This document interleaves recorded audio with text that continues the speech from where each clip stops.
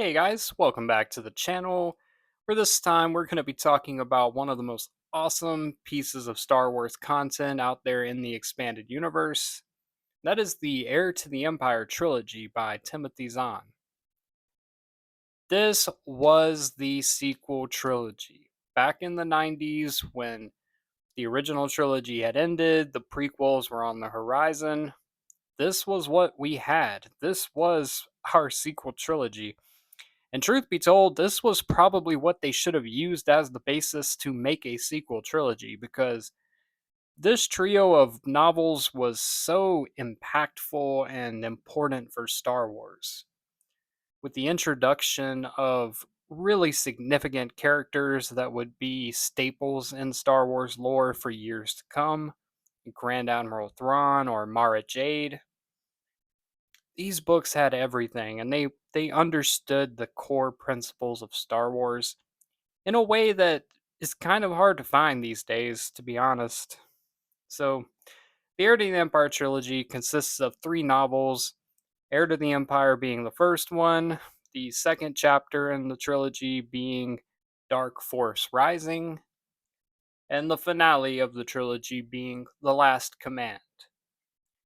And what I loved about these books was that they weren't afraid to be different. They did not tell the same story that was being told in the original trilogy.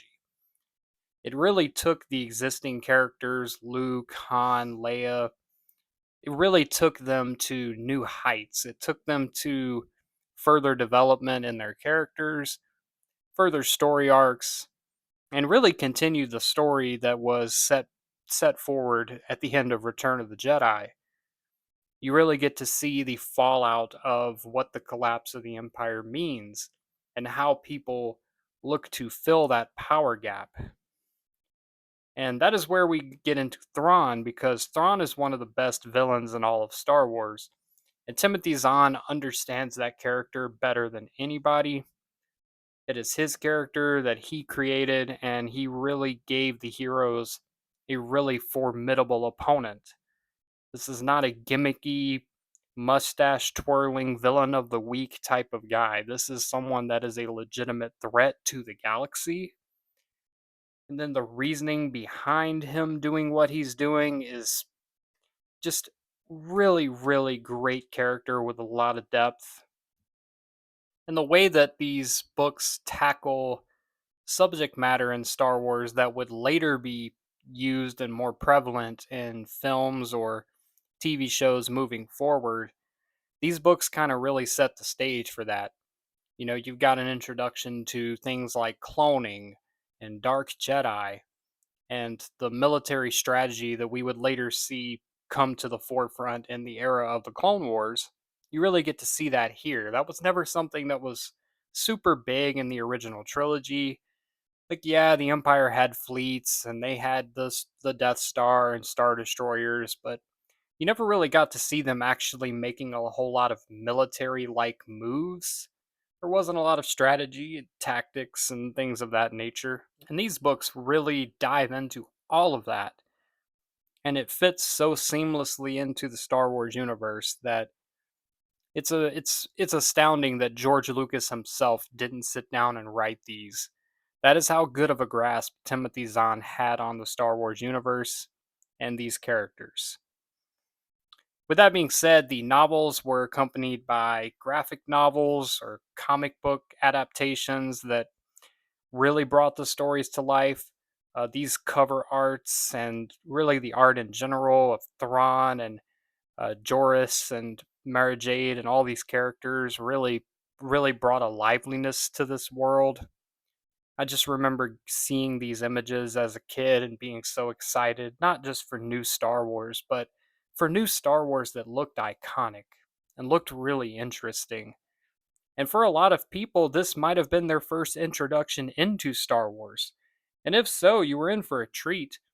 This wasn't like something that you had to see the original trilogy to understand, because even though it is a follow up and a continuation of those characters and their stories, the fact that this stands alone as its own trilogy that isn't dependent upon previous knowledge of the lore necessarily to enjoy it it's always a sign of a good project.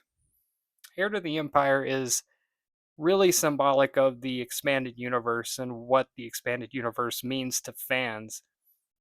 It's an entire world of great characters and great stories and things that are just iconic and remain a part of fandom's love for this franchise. So, with that being said, thank you, Timothy Zahn, for bringing us this amazing trilogy. If you haven't checked these out, I strongly recommend doing it, especially if you're someone that's really disappointed in the Disney direction of Star Wars.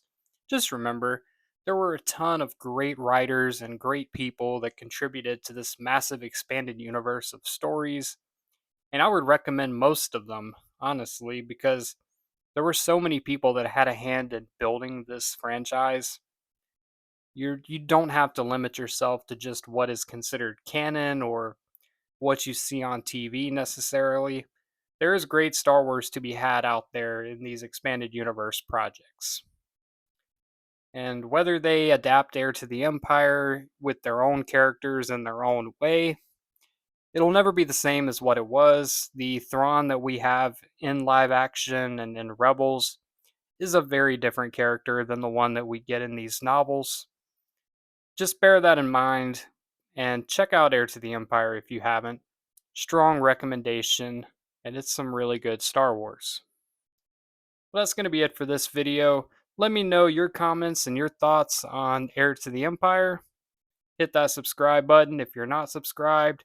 Don't want to miss out on any of the great content we got coming out over here. And as always, may the Force be with you. Now let's blow up that like button and go home.